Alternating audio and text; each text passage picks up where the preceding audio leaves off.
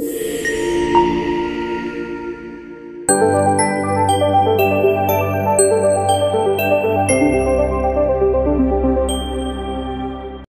Back to nursing Pathsala. Hello my dear students, কেমন আছো তোমরা? এক্সাম তোমাদের আর খুব বেশি বাকি নেই এবং আমি আশা করছি তোমরা খুব ভালোই পড়াশুনো করছো। আজ আরও বেশ কিছু ইম্পর্টেন্ট কোশ্চেন নিয়ে আমি প্রিপেয়ার করেছি এক্সাম স্পেশাল সিরিজের পার্ট 2, এবং আজকেও থাকছে বেশ কিছু ইম্পর্টেন্ট কনসেপ্টস এবং কিছু কোশ্চেনের এক্সপ্লেনেশন। তো চলো দেখে নিই আজ কী কী রয়েছে তোমাদের জন্য। প্রথমেই রয়েছে তোমাদের জন্য একটা ছোট্ট অ্যানাউন্সমেন্ট। একটা ফ্রি মক টেস্ট সিরিজ আমি তোমাদের জন্য প্রিপেয়ার করেছি অল সাবজেক্টের বেসিসে, যেটা 14th সেপ্টেম্বর হবে এবং এই এক্সামের লিঙ্ক থাকবে 18th সেপ্টেম্বর রাত্রি পর্যন্ত। এটার রেজাল্ট তোমরা পেয়ে যাবে 19th সেপ্টেম্বরে।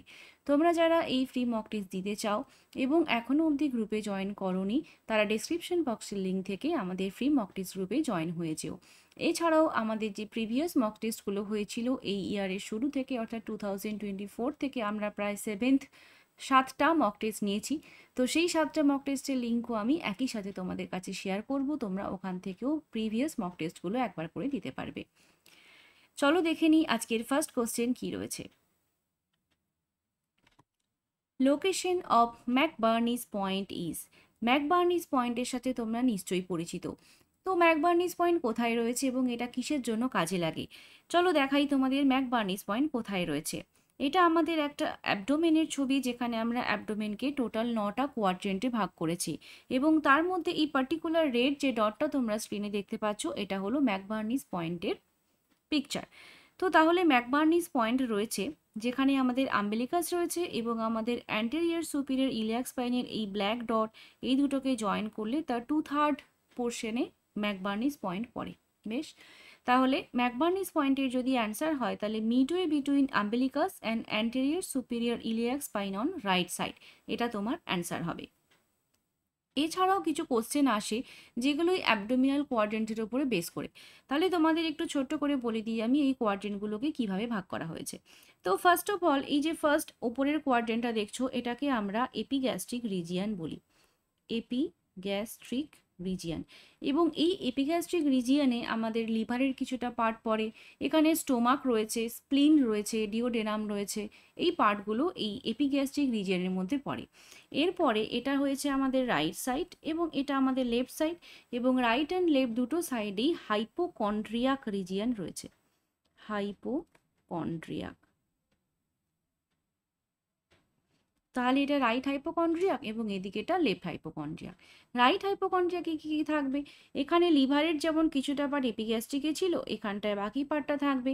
এখানে তোমার গল ব্লাডার থাকবে, গল ব্লাডার। এখানে লার্জ ইন্টেস্টাইন, স্মল ইন্টেস্টাইন, এগুলোরও কিছুটা করে পার্ট থাকবে, লার্জ, স্মল ইন্টেস্টাইন। ঠিক আছে, আচ্ছা রাইট সাইড হলো। তাহলে লেফট সাইডে কী কী থাকবে? লিভারের যে একদম কর্নার পার্টটা, অর্থাৎ এইরকমভাবে লিভারটা থাকে, এইরকমভাবে লিভারটা থাকে, তাহলে এই কর্নার পার্টটা লেফট সাইডে পড়ে। এখানে স্টোমাকের এপিগ্যাস্ট্রিক রিজিয়নের সাথে এই লেফট সাইডেও কিছুটা স্টোমাকের পার্টও চলে আসে। তাহলে এখানে স্টোমাক হলো, এখানে প্যানক্রিয়াস রয়েছে, এখানে লেফট কিডনি রয়েছে, লেফট কিডনি, এবং লার্জ অ্যান্ড স্মল ইন্টেস্টাইন দুটোরই কিছু কিছুটা পার্ট এখানে রয়েছে। বেশ, এরপরে সেকেন্ড অর্থাৎ এই আম্বিলিকাস যেখানটায় রয়েছে এটাকে আমরা বলি আম্বিলিকাল রিজিয়ান। Umbilical region. এবং আম্বিলিকাল রিজিয়ানের মধ্যে এই small intestine, duodenum, transverse colon এগুলো থাকছে। এই সাইডটাকে আমরা বলছি লাম্বার রিজিয়ান। লাম্বার। তাহলে এটা লেফট লাম্বার আর এটা হচ্ছে রাইট লাম্বার। এরপরে এই যে লেফট এবং রাইট লাম্বার রয়েছে, এখানে কি থাকবে? এখানে মোস্টলি তোমার স্মল ইন্টেস্টাইন এবং লার্জ ইন্টেস্টাইনের পার্টগুলো থাকবে। আর এখানে যেরকম লেফট কিডনি ছিল সেরকমভাবেই লেফট কিডনি এদিকে, রাইট কিডনি রাইট সাইডে থাকবে, তার কিছুটা করে পার্ট আমাদের লাম্বার রিজিয়নেও থাকবে। ঠিক আছে, আচ্ছা একদম লাস্ট পার্টে যদি চলে আসি, তাহলে এখানটায় কি কি থাকছে?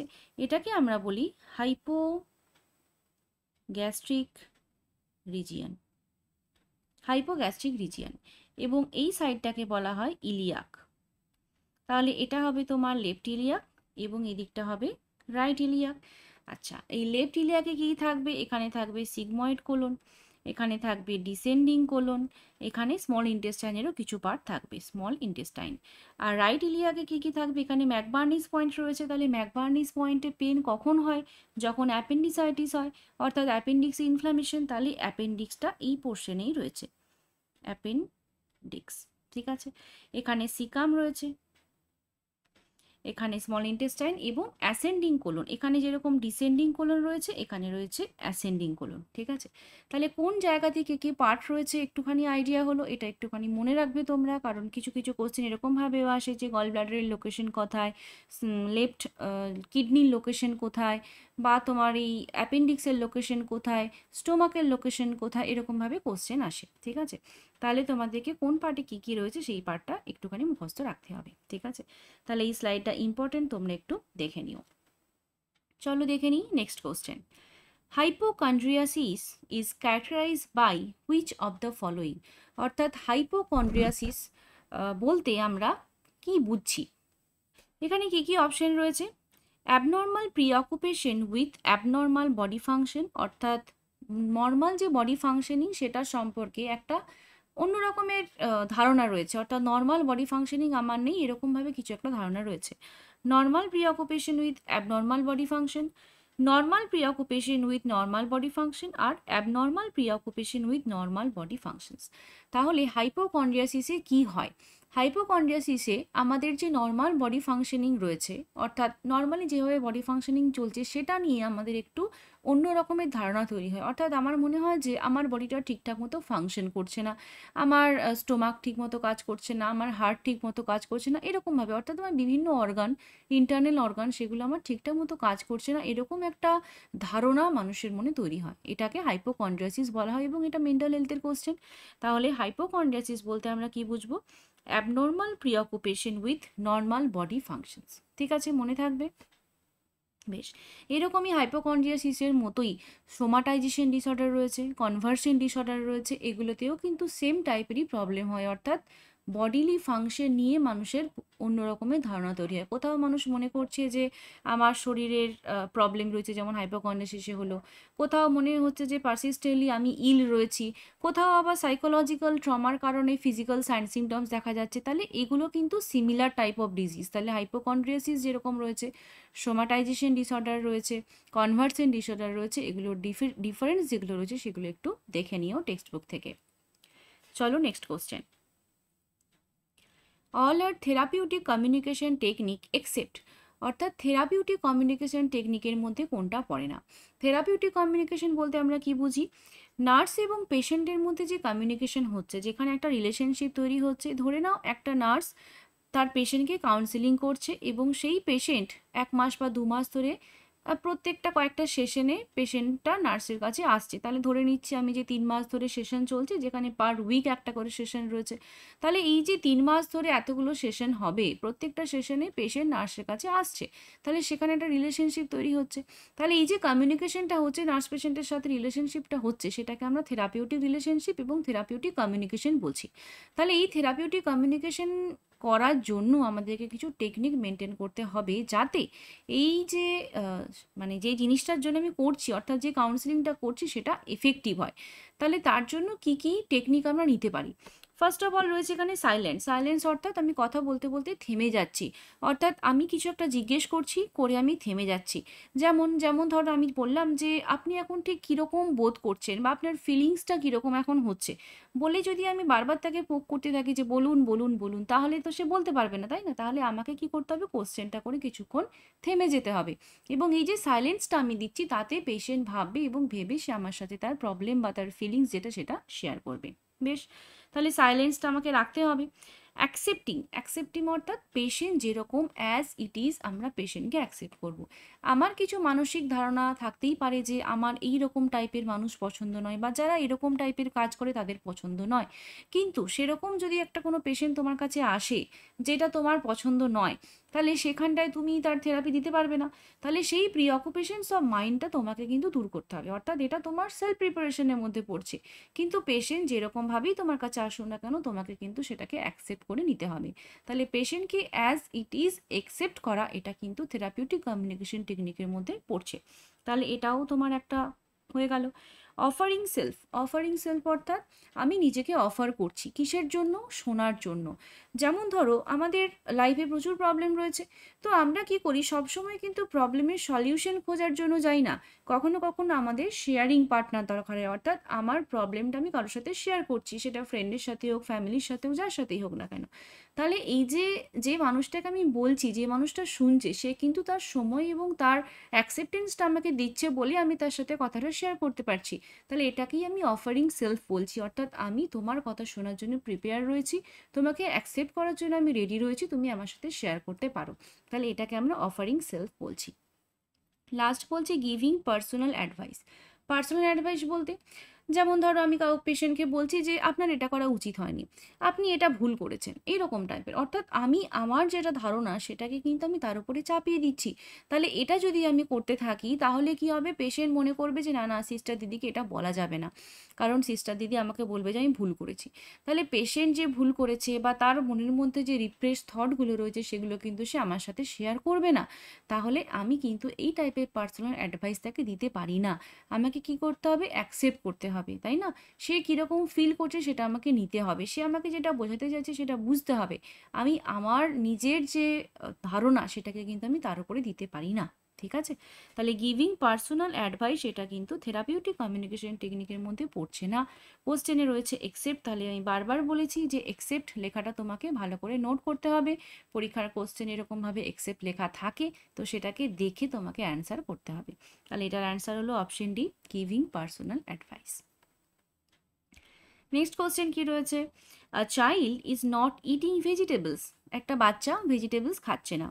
His mother starts giving him chocolate each time he finishes the vegetables in his diet. তাহলে এখানটায় মা কি করছে, তার বাচ্চাকে প্রত্যেকবার চকলেট অফার করছে যখনই সে ভেজিটেবলসটা ফিনিশ করছে। This method falls under which of the following. এটা কোন মেথডের আন্ডারে পড়ে? তাহলে এখানে অপশন রয়েছে classical conditioning, operant conditioning, social training আর নেগেটিভ রিইনফোর্সমেন্ট। তাহলে এখানে আমরা কি করছি, বাচ্চাকে একটা রিওয়ার্ড দিচ্ছি, তাই না? এখানে কিন্তু কোনো পানিশমেন্ট নেই। তাহলে এখানে রিওয়ার্ড অ্যান্ড পানিশমেন্টের আমাদের একটা কন্ডিশনিং রয়েছে, আর একটা রয়েছে যে ক্লাসিক্যাল কন্ডিশনিং। ক্লাসিক্যাল কন্ডিশনিং বলতে কোনটা ছিল, যেটা আমাদের প্যাভলভের এক্সপেরিমেন্ট ছিল, যেখানে আমরা কি করেছিলাম যে একটা ডগ তার স্যালাইভা সিক্রেশন হয় ফুড দেখলে, সেখানে একটা বেলের কন্ডিশনিং করেছিলাম, এবং যখন সে ওই বেলের শব্দ শুনছিল তখনই তার স্যালাইভা সিক্রেশন হচ্ছিল, যেটা ক্লাসিক্যাল কন্ডিশনিং ছিল। এখানে অপারেন্ট কন্ডিশনিংয়ে কী ছিল, অপারেন্ট কন্ডিশনিং বিএফ স্কিনার কী করেছেন, যে একটা র্যাট, তাকে একটা লিভার, যেখানে সে একটা লিভার প্রেস করলে ফুড পায় এবং একটা লিভার প্রেস করলে শক পায়, এবং যেখানে সে শক পাচ্ছে সেখানে কিন্তু সে আর যাচ্ছে না, যেখানে সে রিওয়ার্ড পাচ্ছে সেখানে সে যাচ্ছে। তাহলে এখানে মা কি করছে, এখানে সে কোনো পানিশমেন্ট দিচ্ছে না, কিন্তু যখনই সে ভেজিটেবল ফিনিশ করছে তখন তাকে একটা করে চকলেট দেওয়া হচ্ছে, অর্থাৎ রিওয়ার্ড দেওয়া হচ্ছে। তাহলে এই রিওয়ার্ড অ্যান্ড পানিশমেন্টের যে কন্ডিশনিং, এটাকে আমরা অপারেন্ট কন্ডিশনিং বলি। তাহলে এটা অপারেন্ট কন্ডিশনিংয়ের এক্সাম্পল। সোশ্যাল ট্রেনিং বলতে কী বোঝায়? সোশ্যাল ট্রেনিং বলতে বোঝায় যেগুলো সোশ্যাল সিচুয়েশনে থাকতে হলে আমাদেরকে জানতে হয় বা শিখতে হয়, যেমন কাউকে কারোর সাথে দেখা হলে কিভাবে কথা বলতে হয়, সোসাইটিতে কীভাবে সবার সাথে মিশতে হয়, সেই জিনিসগুলো সোশ্যাল ট্রেনিংয়ের মধ্যে পড়ে। নেগেটিভ রিইনফোর্সমেন্ট বলতে আমরা কি বুঝি? রিইনফোর্সমেন্ট বলতে বোঝায় যে ধরো কোনো একটা কাজ কেউ করছে, তো যেটা দিলে আরও সেই কাজটা মানে আরও বেশি করে করবে আর কি, মানে কোনো স্টিমুলাস দিচ্ছি, একটা স্টিমুলাস দেওয়া যাতে কোনো একটা পার্টিকুলার বিহেভিয়ার সেটা আরও বেশি করে পাওয়া যায় বা রিপিটেড হয়, তো সেটাকে রিইনফোর্সমেন্ট বলি। তো পজিটিভ রিইনফোর্সমেন্ট এবং নেগেটিভ রিইনফোর্সমেন্ট, এই দু রকমের রিইনফোর্সমেন্ট রয়েছে। পজিটিভ বলবো কখন, যখন কোনো একটা কাজ করছে তার জন্য আমি তাকে কোনো প্রমোশন দিচ্ছি, ধরো প্রমোশন হলো, তাহলে সে আরও ভালো করে কাজ করছে, তাহলে এটা পজিটিভ রিইনফোর্সমেন্ট। নেগেটিভ রিইনফোর্সমেন্ট অর্থাৎ মানে কোনো একটা রিইনফোর্সমেন্ট যেটা নেগেটিভলি এফেক্ট করছে, যেমন যেমন ধরো কারো মাথা যন্ত্রণা হয় এবং মাথা যন্ত্রণা হলে সে একটা প্যারাসিটামল বা অ্যাসপিরিন ট্যাবলেট খায় এবং সেটা খেলে তার ব্যথা কমে যায়, এবং এটা কিছুদিন হওয়ার পর সে কী করছে, যখনই তার মাথা যন্ত্রণা জাস্ট শুরু হচ্ছে তখনই সে ওই প্যারাসিটামল বা অ্যাসপিরিন ট্যাবলেটটা খাচ্ছে। তাহলে এতে কি হচ্ছে যে তার ওই অ্যাসপিরিন ট্যাবলেটটা নেওয়ার যে ফ্রিকোয়েন্সি সেটা কিন্তু বেড়ে যাচ্ছে এবং তার যে পেইন টলারেট করার একটা ক্ষমতা ছিল বা টলারেট করতো আগে, সেই জিনিসটা আস্তে আস্তে কমে যাচ্ছে এবং এটা কিন্তু তার বডিকে নেগেটিভলি ইম্প্যাক্ট করবে। তাহলে এটা ইনফোর্সমেন্ট, অর্থাৎ তার এই ট্যাবলেট খাওয়াটা একটা ইনফোর্সমেন্ট ছিল, ব্যথা হচ্ছিল, ট্যাবলেট খাচ্ছিল, এটা একটা ইনফোর্সমেন্ট, ব্যথা কমে যাচ্ছিল। তাহলে এর ফলে কি হচ্ছে, যে সে যে কাজটা করছে সেটা কিন্তু নেগেটিভলি তাকে ইম্প্যাক্ট করছে, তাই না? তাহলে এইরকম যদি ইনফোর্সমেন্ট হয় যেটা নেগেটিভলি এফেক্ট করে, তখন সেগুলোকে নেগেটিভ রিইনফোর্সমেন্ট বলা হচ্ছে। ঠিক আছে, বেশ। তাহলে ক্লাসিক্যাল কন্ডিশনিং প্যাভলভ হলো, অপারেন্ট কন্ডিশনিং হলো বি এফ স্কিনার। আচ্ছা, সোশ্যাল ট্রেনিং হলো, নেগেটিভ রিইনফোর্সমেন্ট হলো। তাহলে এগুলো একটু মনে রাখবে। নেক্সট কোশ্চেন চলো দেখি। ওকে, সো তোমাদের জন্য একটা ছোট্ট অ্যানাউন্সমেন্ট। এখানে রয়েছে পোস্ট বেসিক এবং এমএসসি নার্সিংয়ের জন্য পেড মক টেস্ট, যেটা আমাদের 8টা করে full syllabus paid mock test রয়েছে পোস্ট বেসিকের জন্য, এবং এমএসসির জন্য রয়েছে 6টা টেস্ট। তো এই মক টেস্ট সিরিজটা অলরেডি চলছে। তোমরা যারা জয়েন করতে চাও, পরীক্ষা দিতে চাও, তোমরা এটাতে জয়েন করতে পারো, স্ক্রিনে দেওয়া নাম্বারে কন্ট্যাক্ট করে নিও। নেক্সট কোশ্চেন রয়েছে, the most common site for hospital acquired infection. Hospital acquired ইনফেকশনের জন্য মোস্ট কমন সাইট কোনটা? Surgical site, urinary tract, respiratory tract এবং অপারেশন সাইট। তাহলে এখানটায় তোমরা বুঝতেই পারছো যে কোনটা সব থেকে বেশি হতে চলেছে। তাহলে ইউরিনারি ট্র্যাক্ট হবে সব থেকে বেশি, অর্থাৎ এটা নাম্বার 1-এ আসে এবং এটা আসে নাম্বার 2-তে। তাহলে মোস্ট কমন হলো urinary tract infection, E coli infection, urinary ট্র্যাক্টের ইকোলাই ইনফেকশন, এবং তারপরে আসে রেসপিরেটরি ট্র্যাক্ট ইনফেকশন। নেক্সট রয়েছে, a nurse is assessing a pregnant patient for signs of eclampsia, which of the following is not a sign of eclampsia.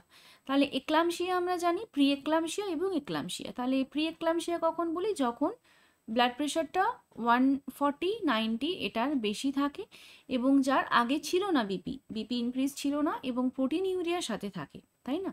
তাহলে এটা হলে আমরা প্রিএক্লামশিয়া বলি, এবং এই প্রিএক্লামশিয়ার সঙ্গে যখন সিজার অ্যাড হয়ে যায় তখন সেটাকে আমরা এক্লামশিয়া বলি। তাহলে প্রোটিন ইউরিয়াটা আমার দুটোর জন্যই কমন, অর্থাৎ এক্লামশিয়া প্রিএক্লামশিয়া দুটোতেই থাকবে। বিপি 170/90, প্রিএক্লামশিয়াতে যেমন বললাম এটা 140/90 থাকে, যখন এক্লামশিয়াতে যায় তখন কিন্তু সেটা মোর দেন 160/100 হয়ে যায়, তাই না?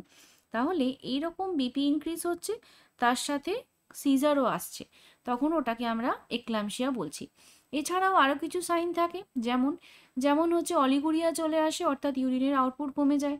থ্রম্বোসাইটোপেনিয়া হয়, অর্থাৎ থ্রম্বোসাইটসের কাউন্টটা কম হয়ে যাচ্ছে। তাহলে এগুলো আমরা দেখতে পাচ্ছি, এবং তার সাথে কমপ্লিকেশনস হিসেবে সিজার যখন এক্লামশিয়া হয়ে যাচ্ছে। তাহলে ফিভারটা কিন্তু কোথাও আমাদের নেই এক্লামশিয়া বা প্রি এক্লামশিয়া কোনোটার ক্ষেত্রেই। তাহলে এখানটায় 9টা সাইন বলেছে, কোশ্চেনের মধ্যে একটা নট আছে। তাহলে একদমই এক্লামশিয়া দেখে একটা অ্যান্সার করতে যাবে না, সবসময় কিন্তু নট, এক্সেপ্ট এই কোশ্চেনগুলো খুব ভালো করে নোট করবে, এবং পরীক্ষাতে যে কোনো কোশ্চেনের অ্যান্সার করার আগে কোশ্চেনটা মিনিমাম 2বার পড়বে, একবার পড়েই কোনো কোশ্চেনের অ্যান্সার করবে না, এটা বারবার বলছি, কারণ কোশ্চেন পড়তে ভুল হয়ে গিয়ে অনেক জানা কোশ্চেন আমাদের ভুল হয়ে যায়। ঠিক আছে, তাহলে এখানে মনে রাখবে যে প্রি এক্লামশিয়াতে আমরা বিপি ইনক্রিজ পাই, প্রোটিন ইউরিয়া পাই, অলিগুরিয়া পাই, থ্রম্বোসাইটোপেনিয়া হয়, এবং পালমোনারি ইডিমা কোথাও কোথাও থাকে, রাইট আপার কোয়াড্রেন্টে পেন ফিল হতে পারে, এরকম কিছু সাইন সিমটমস আমরা কিন্তু এই এক্লামশিয়ার মধ্যে পাচ্ছি। ঠিক আছে, এক্লামশিয়া প্রি এক্লামশিয়া এগুলোতে থাকে। বেশ, চলো next question. Which of the following is not a component of kangaroo mother care? Kangaroo mother কেয়ারের মধ্যে কোনটা পড়ে না?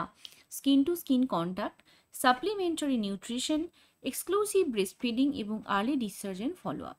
তাহলে ক্যাঙ্গারু মাদার কেয়ার পেডিয়াট্রিকে আমরা দিয়ে থাকি বাচ্চাদের যাদের লো বার্থ ওয়েট হয়, অর্থাৎ 2.5 কেজিটা আমরা নর্মাল বার্থ ওয়েট বলি, তার থেকে যদি কম বার্থ ওয়েট হয় তখন সেই বাচ্চাকে ক্যাঙ্গারু মাদার কেয়ার দেওয়া হয়। ক্যাঙ্গারু যেরকমভাবে তার বেবিকে ব্যাগের মধ্যে রাখে, সেরকমভাবেই মায়ের সাথে বেবিকে আমরা স্কিন টু স্কিন কন্ট্যাক্টে রাখি। তো সেটা স্কিন টু স্কিন কন্ট্যাক্ট অবশ্যই থাকবে। এক্সক্লুসিভ ব্রেস্ট ফিডিং যে কোনো বাচ্চার জন্য ইম্পর্টেন্ট, এটা তো থাকবেই। এবং এই কাঙারু মাদার কেয়ার যদি আমরা ঠিকমতো দিতে পারি তাহলে সেখানে পেশেন্টের আর্লি ডিসচার্জ এবং ফলো আপটা থাকে, তো সেটাও আমরা প্রমোট করি। তাহলে এখানে কোনটা কম্পোনেন্ট নয় জানতে চেয়েছি।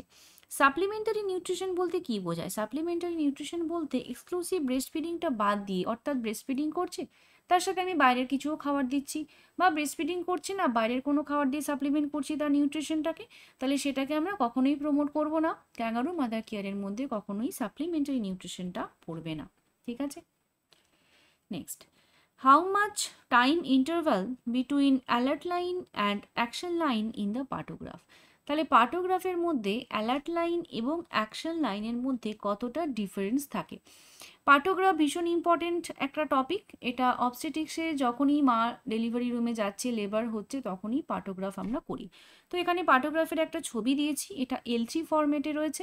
অর্থাৎ যারা গভর্নমেন্ট হসপিটালে রয়েছে, তোমরা যদি মাদার কেয়ার মানে লেবার রুমের সাথে রিলেটেড থাকো তাহলে একটা L3 ফর্ম আসে যেটাতে পেশেন্ট অ্যাডমিশন হয়, মায়েরা অ্যাডমিশন হয়। তো সেই ফর্মে এইরকম একটা পার্টোগ্রাফ তোমরা দেখবে। তাহলে প্রথমে বলি পার্টোগ্রাফের মধ্যে কি কি থাকে। ছবিটা বোধহয় একটু হেজি লাগবে তোমাদের, তো একটুখানি কষ্ট করে দেখতে হবে। তো প্রথমে থাকে আইডেন্টিফিকেশন ডেটা, অর্থাৎ নাম, বেড নাম্বার, হাজব্যান্ডের নাম, বয়স কত, প্যারিটি কত, গ্র্যাভিটা কত, এরকম কিছু ইনফরমেশন থাকে। নেক্সট থাকে ফিটাল হার্ট রেট, অর্থাৎ বাচ্চার হার্ট রেট আমি কতটা কাউন্ট করছি। অ্যামনিওটিক ফ্লুইড ক্লিয়ার হতে পারে, মেকোনিয়াম স্টেন হতে পারে, যদি মেমব্রেন ইনট্যাক্ট থাকে তাহলে ইনট্যাক্ট হয়ে যাবে। ঠিক আছে, আচ্ছা, নেক্সট রয়েছে সার্ভিক্সের প্লটিং, অর্থাৎ সার্ভিক্সের যে ডাইলেশন। সার্ভিক্স ডাইলেট হচ্ছে প্রথমে ক্লোজ থাকে অস, তারপরে আস্তে আস্তে ডাইলেট হতে হতে 10 সেন্টিমিটার ডাইলেটেড হলে আমরা বলি যে ফুল ডাইলেট হয়েছে। এবং আমরা এই প্লটিংটা স্টার্ট করব কখন? যখন 4 সেন্টিমিটার ডাইলেটেশন হবে। অর্থাৎ সার্ভিক্সে ডাইলেশন 4 সেন্টিমিটার হলে আমরা শুরু করছি পার্টোগ্রাফ। ঠিক আছে, আচ্ছা, 10 সেন্টিমিটার অবধি ডাইলেট হবে এবং এই 4 সেন্টিমিটার থেকে শুরু হয়ে যায় একটা অ্যালার্ট লাইন, এবং তার থেকে 4 ঘন্টা পরে মানে 4 আওয়ার্সের ইন্টারভ্যালে থাকে একটা অ্যাকশন লাইন। এবং এই অ্যাকশন লাইন এবং অ্যালার্ট লাইনটা কী জন্য ব্যবহার করছি আমরা? যদি মায়ের লেবার নর্মালি প্রোগ্রেস করতে থাকে, সার্ভিক্সের যে ওপেনিং, সার্ভাইকাল লসের যে ডাইলেশন, সেটা যদি নর্মালি হতে থাকে তাহলে কিন্তু আমাদের কার্ভটা সবসময় এই অ্যালার্ট লাইন থেকে পেছন দিকে, অর্থাৎ লেফট হ্যান্ড সাইডে থাকবে। অ্যালার্ট লাইন যখনই ছুঁচ্ছে মানে টাচ করছে বা ক্রস করছে, তখন আমাকে এটা ইন্ডিকেট করছে যে মায়ের কোনো একটা রিস্ক রয়েছে, যেটা আমাকে আইডেন্টিফাই করতে হবে। অর্থাৎ সার্ভিক্সে ডাইলেটেশন ঠিক মতো হচ্ছে না এবং বেবি ডিসেন ঠিক মতো হচ্ছে না, সেই কারণে আমার এই কার্ভ, যে পার্টোগ্রাফের কার্ভ, সেটা অ্যালার্ট লাইন ক্রস করছে। এবং যখনই এই কার্ভটা এটা ক্রস করে অ্যাকশন লাইন অবধি পৌঁছে যাবে বা সেটাকে ক্রস করবে, তখনই আমাকে ইমিডিয়েট কোনো অ্যাকশন নিতে হবে। মেবি সেখানটা বেবি ডিসেন্ট হতে পারছে না, সেফালোপেলভিক ডিসপ্রপোর্শন রয়েছে বলে, বা এরকম হতে পারে যে মায়ের ডাইলেটেশনের এটা ভালো নয়, অর্থাৎ যে অক্সিটোসিন বা এই জিনিসগুলো যেগুলো রয়েছে নর্মাল লেবারের মেকানিজমে যে ডাইলেটেশন হয় সেটা ঠিকমতো হচ্ছে না। তাহলে তখন আমাকে অ্যাকশন লাইন নিতে হবে, অ্যাকশন নিতে হবে, সেটা আমার সিজারিয়ান সেকশন হতে পারে বা আরও ইন্ডাকশন অফ লেবার হতে পারে। ঠিক আছে, তাহলে এটা অ্যালার্ট লাইন এবং অ্যাকশন লাইনের কাজ, এবং দুটোর মধ্যে ডিফারেন্স থাকে 4 আওয়ার্সের। ঠিক আছে, আচ্ছা, নেক্সট রয়েছে কন্ট্রাকশন পার 10 মিনিট, 10 মিনিটে কতগুলো কন্ট্রাকশন হচ্ছে এবং সেই কন্ট্রাকশনের টাইপ, অর্থাৎ মাইল্ড, মডারেট, সিভিয়ার বা স্ট্রং, এরকমভাবে 3টে টাইপ অফ কন্ট্রাকশন আমরা ভাগ করি। Drugs and IV fluid given, অর্থাৎ তুমি মাকে কী ড্রাগস আইভি ফ্লুইড দিচ্ছ, এবং লাস্টে থাকে মায়ের পালস এন্ড বিপি, এটাকে নোট করতে হয়, এবং টেম্পারেচার। ঠিক আছে, তো এই টোটাল হচ্ছে তোমার পার্টোগ্রাফ, এর মধ্যে এই জিনিসগুলো থাকে। তো কখনো কোশ্চেন আসে যে কোনটা পার্টোগ্রাফের মধ্যে পড়ে না, তো সেখানটাতেও তোমার এখান থেকে একটা কোশ্চেন চলে আসবে। ঠিক আছে, তাহলে পার্টোগ্রাফের মধ্যে অ্যালার্ট লাইন এবং অ্যাকশন লাইনের মধ্যে যে ইন্টারভেল বললাম সেটা তাহলে 4 আওয়ার্স হয়ে গেল, এটা মনে রাখবে। নেক্সট কোশ্চেন রয়েছে, putting a bitter substance on the nails of kids who used to bite is an example of which of the following therapy? একটা বাচ্চা দাঁত দিয়ে নখ কামড়ায়, ঠিক আছে, তো আমরা কি করছি, তার হাতে একটা তেতো কিছু লাগিয়ে দিচ্ছি।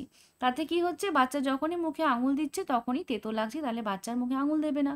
তাহলে আমি একটা ছোট্টখাটো শাস্তিই দিচ্ছি, তাই না, যে বাচ্চা যাতে মুখে আঙুল না দেয়।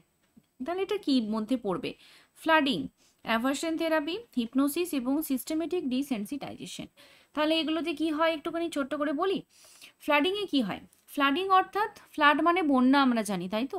তো ফ্লাডিংয়ের ক্ষেত্রে আমরা কি করছি, ধরো একটা ফোবিয়ার পেশেন্ট যার ভয় লাগে, ধরে নাও যে তার ইঁদুরে ভয় লাগে, তাহলে আমরা পেশেন্টকে কী করছি, একটা রুমের মধ্যে রাখছি যেখানে তাকে স্টিমুলাস দিচ্ছি ইঁদুরের। সেটা মানে যদি প্র্যাকটিক্যালি ইঁদুর নাও হয়, তাকে আমি ভিডিওর মাধ্যমে বা তার কানে এরকমভাবে আমি তার একটা এনভায়রনমেন্ট ক্রিয়েট করে দিচ্ছি যেখানে সে একটা রুমের মধ্যে বন্ধ হয়ে গেছে এবং সেখানে প্রচুর ইঁদুর রয়েছে, এবং সেখান থেকে বেরোনোর রাস্তা বন্ধ।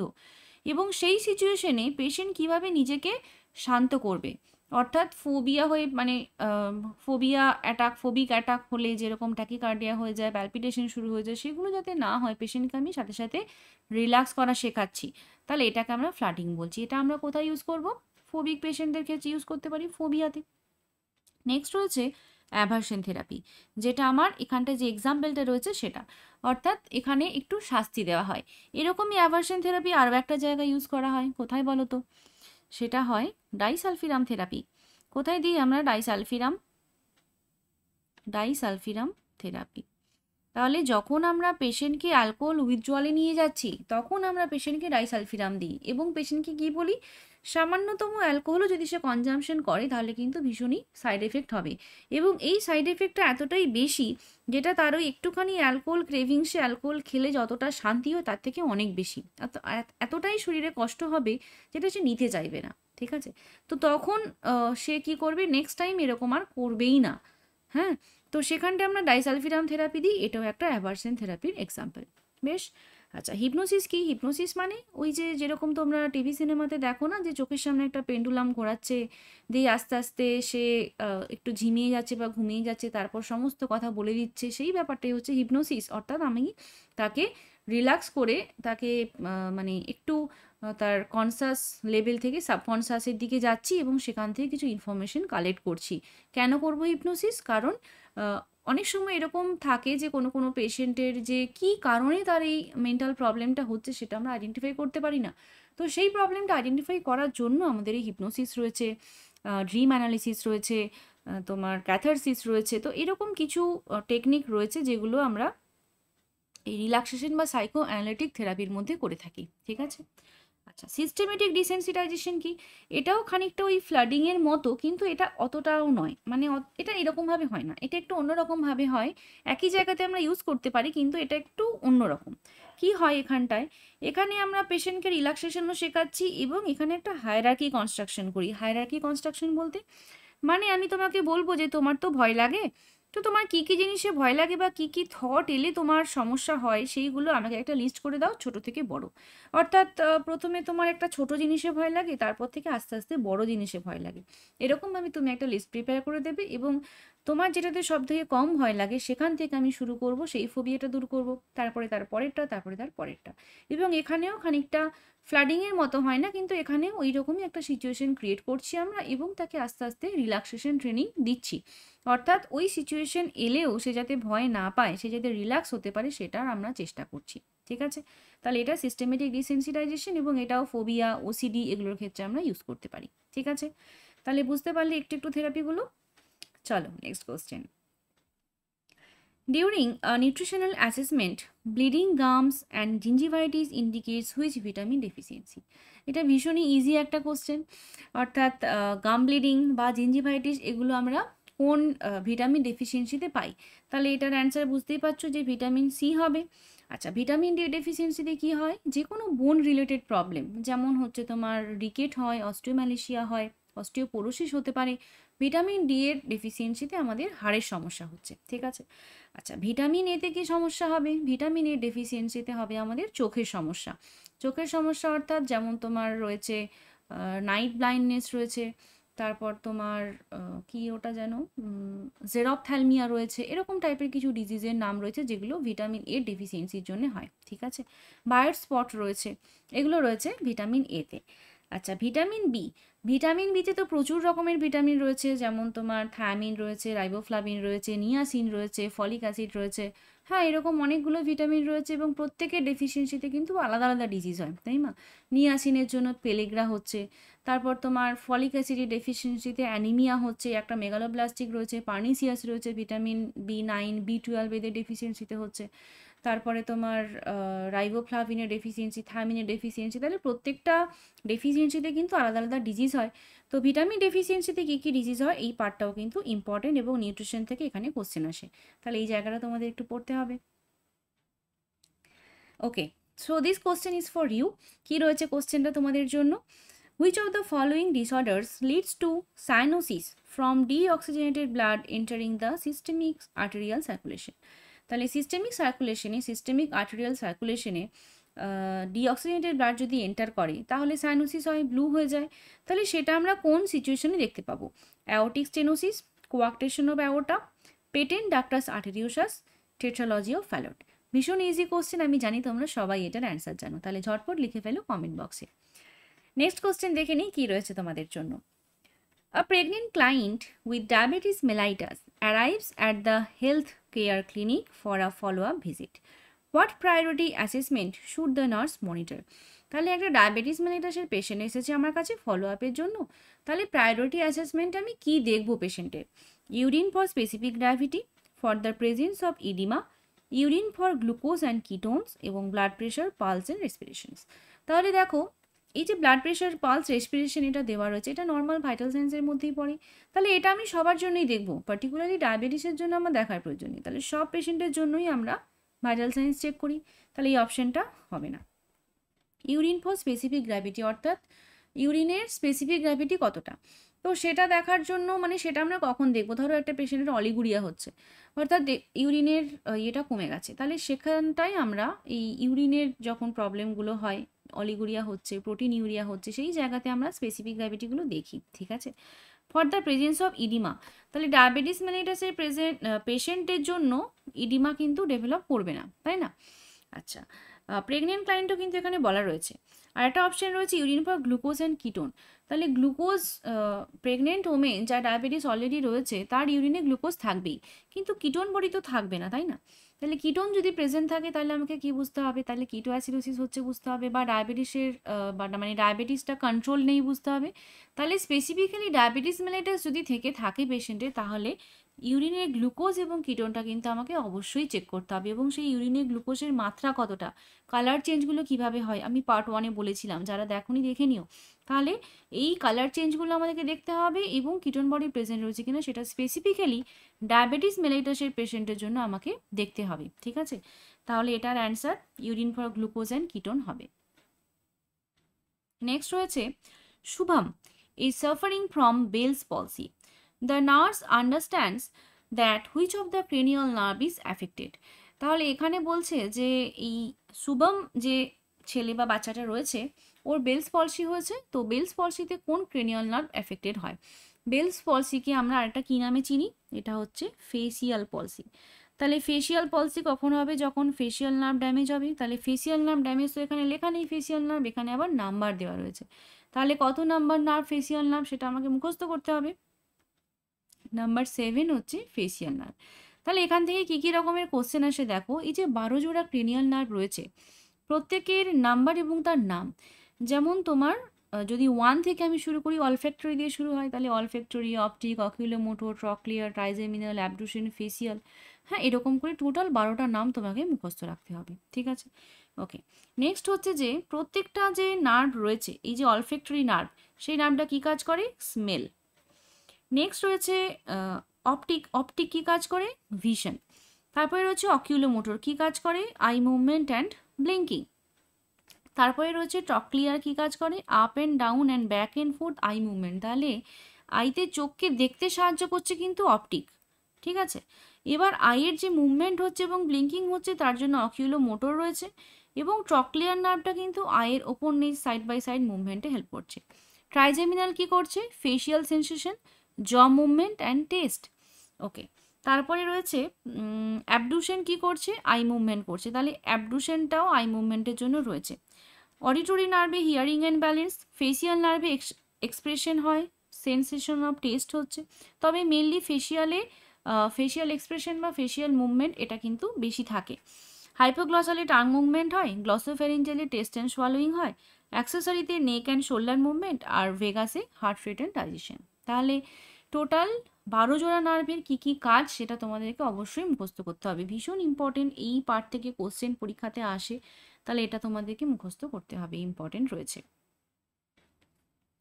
নেক্সট রয়েছে ফিচার্স অফ প্রি এক্লাম্পসিয়া আর all of the following except. তাহলে এটা অলরেডি আমি আলোচনা করলাম, তাই না? তাহলে প্রি এক্লাম্পসিয়াতে কোনটা থাকে না, এখানেও কিন্তু একটা এক্সেপ্ট রয়েছে, changes in vision, polyuria, protein urea এবং হাইপারটেনশন। তাহলে প্রোটিন ইউরিয়া থাকে আমি বললাম। আচ্ছা, পলিউরিয়া হয় কি, আমি অলিগুরিয়া বলেছিলাম, তাই না? আচ্ছা, আর কি রয়েছে, হাইপারটেনশন তো অবশ্যই থাকে। চেঞ্জ ইন ভিশনটা সবার ক্ষেত্রে দেখি না, কিন্তু কোনো কোনো পেশেন্টদের ক্ষেত্রে কিন্তু চোখের সমস্যা হয়, ভিশন প্রবলেম কিছু কিছু পেশেন্টদের প্রি এক্লাম্পসিয়াতে দেখা যায়। তাহলে পলিউরিয়া হয় না, এখানে আমাদের পেশেন্টদের অলিগুরিয়া হয়, অলিগুরিয়া। ঠিক আছে, তাহলে এটা answer, polyuria. Next, mature pincer grasp is attend by which month. Mature pincer grasp কবে অ্যাটেন্ড হয়, কোন মান্থে? 8, 10, 12 নাকি 18? তো এটার জন্য তোমাদের জন্য একটা ছবি রয়েছে। তো এখানে দেখো কয়েকটা গ্যাসপের কথা বলা রয়েছে, যেমন একটা পামার গ্যাস। পামার গ্যাস মানে কি, পাম দিয়ে যখন কোনো কিছু ধরছে, তাহলে এই যে দেখো একটা রড লাইক মেটেরিয়াল রয়েছে, সেটা বাচ্চা পুরো হাত দিয়ে ধরেছে, অর্থাৎ পাম দিয়ে ধরেছে। ঠিক আছে, আচ্ছা। পিনসার গ্যাসপে দু রকম রয়েছে, একটা ইনফেরিয়র এবং একটা সুপিরিয়র, দরকার নেই মনে রাখার। তুমি পিনসার গ্যাস মানে এটুকু মনে রাখো যে সামনে দুটো আঙুল অর্থাৎ thumb and index finger use করে যখন বাচ্চা কোনো জিনিস ধরছে, তখন সেটাকে আমরা পিনসার গ্যাস বলি। ঠিক আছে, তাহলে একটা ইম্যাচিওর হয় যখন প্রথম প্রথম ধরতে শুরু করছে, তারপরে কি হচ্ছে, ম্যাচিওর হয়ে যাচ্ছে, ম্যাচিওর পিনসার গ্যাস ডেভেলপ করছে। তাহলে ম্যাচিওর পিনসার গ্যাস এখানে দেখো, এখানে 9 to 12 মান্থে শুরু হচ্ছে, 11 to 12 মান্থে গিয়ে কমপ্লিট হচ্ছে, তাই তো, ইনফেরিয়র এবং সুপিরিয়র। তাহলে যদি কমপ্লিট হয় তাহলে ওটাই আমাদের ম্যাচিওর হবে এবং এটা ইনম্যাচিওর হবে, তাই না? তাহলে অ্যান্সার 12 মান্থ হবে। তাহলে এটার অ্যান্সার 12 মান্থ হবে। মনে রাখবে পিনসার গ্যাস কিন্তু 9 মান্থ থেকেই শুরু হচ্ছে এবং সেটা ম্যাচিওর হতে 12 মান্থ অবধি টাইম লাগছে। ঠিক আছে, নেক্সট। আচ্ছা, এই প্রসঙ্গে বলি, এই যে ডেভেলপমেন্টাল মাইলস্টোন, এগুলো কিন্তু ভীষণ ইম্পর্টেন্ট। এখানে থেকে দুটো তিনটে কোশ্চেন আসেই, মানে দুটো তিনটে কোশ্চেন আসে না, দু তিনটে খুব ইম্পর্টেন্ট রয়েছে। যেমন ধরো, বাচ্চা কখন বসছে, sit with support, without support. বাচ্চা কখন দাঁড়াচ্ছে, অর্থাৎ stand with support, stand without support. তারপরে হচ্ছে যে বাচ্চা কখন হেড হোল্ডিং কখন হচ্ছে, বাচ্চা ক্রলিং কখন করছে। এইরকম কয়েকটা ডেভেলপমেন্টাল মাইলস্টোন আছে যেগুলো ইম্পর্টেন্ট, এখান থেকে কোশ্চেন আসতে পারে এক্সামে, তো এই পার্টটা তোমরা একটু দেখে নিও। নেক্সট রয়েছে হাইড্রোনেফ্রোসিস ইজ। হাইড্রোনেফ্রোসিস বলতে কি বোঝায়? Dilatation of stomach, gall bladder, intestine, kidney. তো নেফ্রোসিস রয়েছে, তাহলে নেফ্রোসিস মানে নেফ্রনের মতো লাগছে শুনতে, তাহলে এটা কি হবে, কিডনি হবে না? তাহলে ডাইলেটেশন অফ কিডনিকে আমরা হাইড্রোনেফ্রোসিস বলছি। কি হয় হাইড্রোনেফ্রোসিসে, দেখো এটা হচ্ছে, এটা নর্মাল কিডনি, এটা নর্মাল কিডনি, এটা হচ্ছে হাইড্রোনেফ্রোসিসের কিডনি। তাহলে কি হয়ে যাচ্ছে দেখো, এখানে একটা কিডনি স্টোন বা কোনো কিছু এখানে ব্লক করেছে। কোথায় ব্লক করেছে? যেখান থেকে ইউরিন কালেক্টিং ডাক্ট থেকে ইউরেটারের মধ্যে এন্টার করছে, সেই জায়গাতে একটা ব্লক রয়েছে এবং এই ব্লকটা থাকার জন্য ইউরিনটা বেরোতে পারছে না। তাহলে এই পেলভিক রিজিয়নে, কিডনির যে পেলভিক রিজিয়ন থাকে, সেই পেলভিক রিজিয়নটার মধ্যে ইউরিন অ্যাকুমুলেট হতে থাকে। তাহলে ইউরিন অ্যাকুমুলেট হওয়ার জন্য ওইটা আস্তে আস্তে ডাইলেট হয়ে যায়, অর্থাৎ বড় হতে থাকে এবং ইউরিনটা কিন্তু পেশেন্টের কমতে থাকবে। এটা যেমন কিডনি স্টোন দেখানো রয়েছে ছবিতে, সেরকমভাবে কোনো স্ট্রিকচারও হতে পারে যার জন্য বেরোতে পারছে না ইউরিনটা। তাহলে এই জায়গাতে রেনাল পেলভিস ডাইলেট হয়ে যাচ্ছে, সেখানটা ইউরিন অ্যাকুমুলেট হয়ে যাচ্ছে এবং ইউরিন মানে সেটাও অনেকটা ওয়াটার লাইক, তাহলে এটাকে আমরা সেই জন্য হাইড্রোনেফ্রোসিস বলছি। হাইড্রো মানে আমরা জল জানি, তাহলে হাইড্রোনেফ্রোসিস মানে হচ্ছে কিডনি ডাইলেটেশন যেখানটায় ওয়াটার অ্যাকুমুলেট হয়ে যাচ্ছে রেনাল পেলভিস, পার্টিকুলারলি রেনাল পেলভিসের ওপরে আমি ফোকাস করছি। তার কারণ হচ্ছে যে কোশ্চেন আসে যে কোন জায়গাতে হাইড্রোনেফ্রোসিসে ওয়াটার অ্যাকুমুলেশন হয়। ঠিক আছে, তাহলে এটা রেনাল পেলভিস ডিস্টেন্ডেড হচ্ছে, পেলভিস এরিয়াতে ওয়াটার অ্যাকুমুলেট বা ইউরিন অ্যাকুমুলেট হয়ে যাচ্ছে, কারণ যে ইউরেটারের যে ওপেনিং, সেই ওপেনিংটা কোনো কারণে যদি ব্লক হয়ে যায়, সেটা স্ট্রিকচারের জন্য হতে পারে, কোনো স্টোনের জন্য হতে পারে বা অন্য কোনো কারণের জন্যও হতে পারে। ঠিক আছে, next. Ideal solution for replacement of intravascular volume non haemorrhagic would be. কি বলতে চেয়েছে? আমি একটা হেমারেজ হয়েছে, সরি, একটা ভলিউম রিপ্লেসমেন্ট করতে হবে। কেন করতে হবে? যে বডি থেকে কিছু ফ্লুইড বেরিয়ে গেছে, তো এখানে নন হেমারেজিক বলে দিয়েছে, অর্থাৎ ব্লিডিং হয়নি। তাহলে ব্লিডিং না হলে কি হতে পারে? ভমিটিং হতে পারে, সিভিয়ার ভমিটিং, সিভিয়ার ডায়রিয়া, তাহলে বডি ফ্লুইড লস হচ্ছে এখানেও। তাহলে সেই রকম সিচুয়েশনে আমরা কিভাবে আইডিয়াল রিপ্লেসমেন্ট, মানে আইডিয়াল ফ্লুইড রিপ্লেসমেন্টের জন্য আমরা কি ফ্লুইড ব্যবহার করতে পারি? তাহলে যদি হেমারেজিক হতো, তাহলে হেমারেজিকের জন্য আমরা ব্লাড দিতে পারি, কিন্তু শুরুতেই ব্লাড দিতে পারি না, তাহলে ব্লাড অ্যাভেলেবেল হতেও তো সময় লাগবে। ব্লাড স্যাম্পেল নেব, ব্লাড ব্যাংকে যাবো, এই সমস্ত কাজকর্ম করতে সময় লাগবে। তাহলে তখন আমরা কি দিতে পারি? ডেক্সট্রান দিই, আমরা অ্যালবুমিন দিই, যেরকম যেটা অ্যাভেলেবেল রয়েছে হাতের কাছে সেটা দিই। তাহলে সেটা হেমারেজিকের জন্য। কিন্তু নন হেমারেজিক যদি হয় তাহলে আমরা কি দেবো? নন হেমারেজিক হলে আমরা আইসোটোনিক সলিউশন দেবো। আইসোটোনিক সলিউশন বলতে যেমন NaSRL রয়েছে, নর্মাল স্যালাইন, রিঙ্গার ল্যাক্টেট, এগুলো দিই। কোথায় দিই আমরা? যেমন ধরো এই ভমিটিং বা ডায়রিয়া যদি হয় আমরা রিঙ্গার ল্যাক্টেট দিই, নর্মাল স্যালাইন দিই। আবার দেখো বার্ন পেশেন্টের ক্ষেত্রে ফ্লুইড রিপ্লেসমেন্ট করতে হয়, কারণ বার্ন পেশেন্টের স্কিনের উপরের লেয়ার লস হয়ে যাওয়ার জন্য কিন্তু তার বডি থেকে ফ্লুইড বেরিয়ে যায়। তো সেই কারণে সেখানেও আমাদের ফ্লুইড রিপ্লেসমেন্ট করতে হয়, এবং সেখানেও কিন্তু আমরা আইসোটোনিক সলিউশন RL ইউজ করি, তাই না? তাহলে এখানে যেরকম জানতে চেয়েছে ideal solution for replacement of intravascular volume, মানে এই জায়গাটা একটুখানি বুঝতে অসুবিধা হবে যে কী বোঝাতে চাইছে। ইন্ট্রাভাস্কুলার ভলিউম বলতে ইন্ট্রাভাস্কুলার বা যে তোমার ইন্ট্রাভাস্কুলার যদি কিছু ফ্লুইড লস হয় তাহলে আমরা সেটাকে রিপ্লেস করার জন্য কি দিতে পারি, ঠিক আছে? তাহলে blood disorder, blood substitute, isotonic solution, কোলার সলিউশনের মধ্যে আমরা আইসোটোনিক সলিউশনটা দেব, ঠিক আছে? Next, content of ORS include, ভীষণই কমন। আমরা খুবই ওআরএস ইউজ করি, পেশেন্টদেরকে ওআরএস দিচ্ছি, কিন্তু ওআরএসের কন্টেন্ট কী? ওআরএসের প্যাকেটের পেছনে কি কখনো দেখেছো যে এখানে কি কি কন্টেন্ট থাকে? যদি না দেখে থাকো আমি তোমাদের দেখাই আজকে। তাহলে এটা একটা ওআরএসের প্যাকেটের ছবি, আমাদের সবার চেনা এটা, যদিও এটা গভর্নমেন্ট সাপ্লাই নয়, কিন্তু এটা WHO রেকমেন্ডেড ওআরএস, ঠিক আছে? তো ওআরএসের প্যাকেটের সামনে দুরকমভাবে কম্পোজিশন লেখা থাকে। একটা কম্পোজিশন যেটা এখানে বড় করে দেওয়া রয়েছে, সোডিয়াম ক্লোরাইড থাকছে, পটাশিয়াম ক্লোরাইড থাকছে, সোডিয়াম সাইট্রেট এবং ডেক্সট্রোজ অ্যানহাইড্রাস ফরম্যাটে থাকে। তো এইগুলো মিলিয়ে তৈরি হয় কম্পোজিশন। এখান থেকে আরও কোশ্চেন আসে যে এর অ্যামাউন্টটা কতটা। সোডিয়াম ক্লোরাইড 2.6 গ্রাম, পটাশিয়াম ক্লোরাইড 1.5 গ্রাম, সোডিয়াম সাইট্রেট 2.9 গ্রাম এবং ডেক্সট্রোজ অ্যানহাইড্রাসে 13.50। তাহলে এই চারটেই তোমাকে মুখস্থ করতে হবে। এটা ছাড়াও আরও একটা জিনিস আসে, সেটা হচ্ছে যে ইলেকট্রোলাইটসের এই মিলি অসমোল পার লিটার, ঠিক আছে?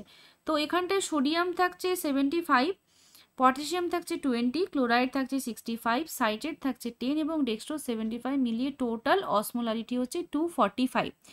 21.80 গ্রাম অফ ইলেকট্রল, যেটাকে 1 লিটারে আমরা প্রিপেয়ার করছি, করলে 245 অসমোলারিটি হচ্ছে, যার মধ্যে সোডিয়াম 75, পটাশিয়াম 20, ক্লোরাইড 65, সাইট্রেট 10 এবং ডেক্সট্রোজ 75। এটাও মুখস্থ করতে হবে।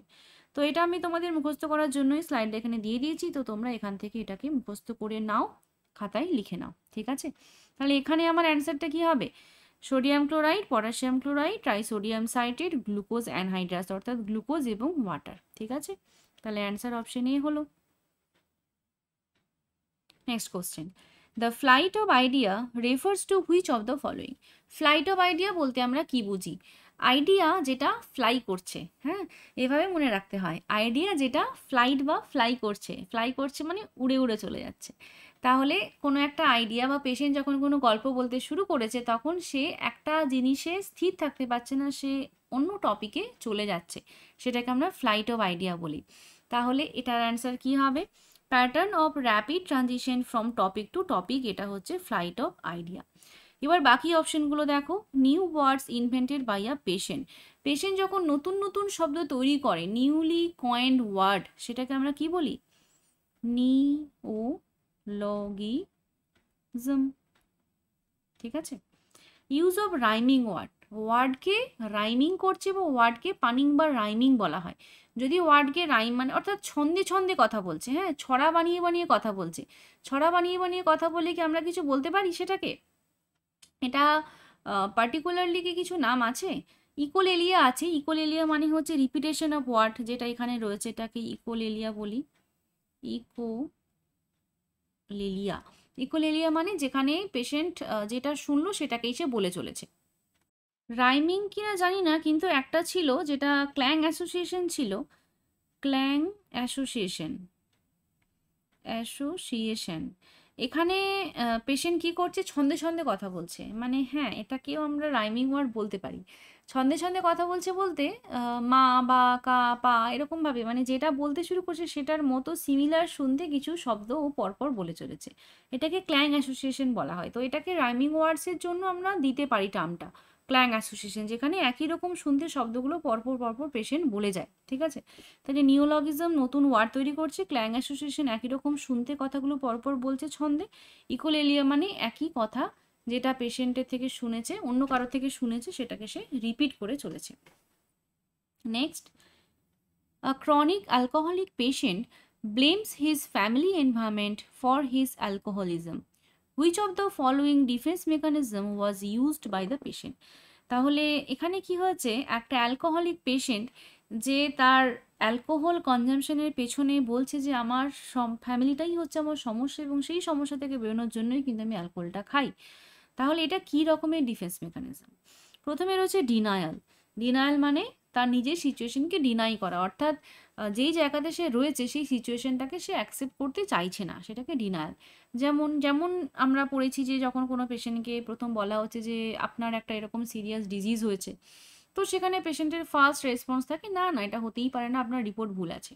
যেমন আমরা ওই কুবের রসের থিওরি পড়েছিলাম না, ডাবডা, যেখানে গ্রিফের রেসপন্স হিসেবে ডিনায়াল, অ্যাঙ্গার, তাহলে প্রথমে ডিনাই করে। অর্থাৎ পেশেন্টকে যদি বলো যে আপনার ক্যান্সার হয়েছে বা হার্টে কোনো সমস্যা রয়েছে এরকম কিছু বললে ফার্স্ট রেসপন্স সবসময় ডিনায়াল আসে। তাহলে ডিনায়ালটাও one type of defence mechanism. Next projection. Projection বলতে আমরা বুঝি যে যখন আমার কোনো দোষ আমি অন্যের উপরে চাপাবো, অর্থাৎ আমি কিছু ভুল করেছি, ওটা আমার দোষ নয়, অন্যের দোষ, সেই জন্য আমি এটা করছি। ঠিক আছে, তো যখন আমি নিজের দোষকে অন্যের উপরে চাপিয়ে দিই তখন সেটা প্রজেকশন। আর র্যাশনালাইজেশন মানে হচ্ছে আমি যে দোষটা করেছি তো সেটাকে জাস্টিফাই করার জন্য আমি কিছু পয়েন্ট দিচ্ছি।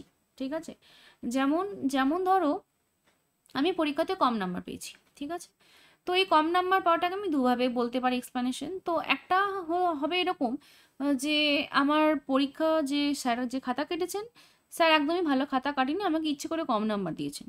তো দিস টাইপ অফ মানে এরকম টাইপের অ্যালিগেশনস যদি দেয় মানে স্টুডেন্ট, তাহলে সেটা কিন্তু প্রজেকশন। সে কার উপরে দোষটা চাপালো, তার কম নাম্বারের পেছনেই, তার টিচারের। ঠিক আছে, আচ্ছা র্যাশনালাইজেশনে সেরকমভাবে বলবে যে পড়াটাও আমার খুব একটা ভালো হয়নি, পরীক্ষার কোশ্চেনও খুব কঠিন ছিল, আমার যে সিটটা পড়েছিল পরীক্ষার হলে সেখানটাও ভালো ছিল না, আশেপাশের লোকজন খুব ডিস্টার্ব করছিল, এরকম মিলিয়ে মিশিয়ে এসে অনেকগুলো ওই যে বাহানা বা অজুহাত দেওয়া আমরা বলি না, সেরকম টাইপের আর কি, যে কারণ দেখাচ্ছি আমি কিছু একটা যে এটা কেন হয়েছে। তো সেটা হচ্ছে র্যাশনালাইজেশন। তাহলে দুটোর মধ্যে ডিফারেন্সটা বুঝলে, একটাতে আমি কিন্তু পুরোপুরি টিচারের ওপরে দোষ দিলাম যে আমাকে টিচার পড়ায়নি বা টিচার খুব খারাপ খাতা কেটেছে, টিচার আমাকে ইচ্ছে করে নাম্বার দেয়নি, এটা প্রজেকশন।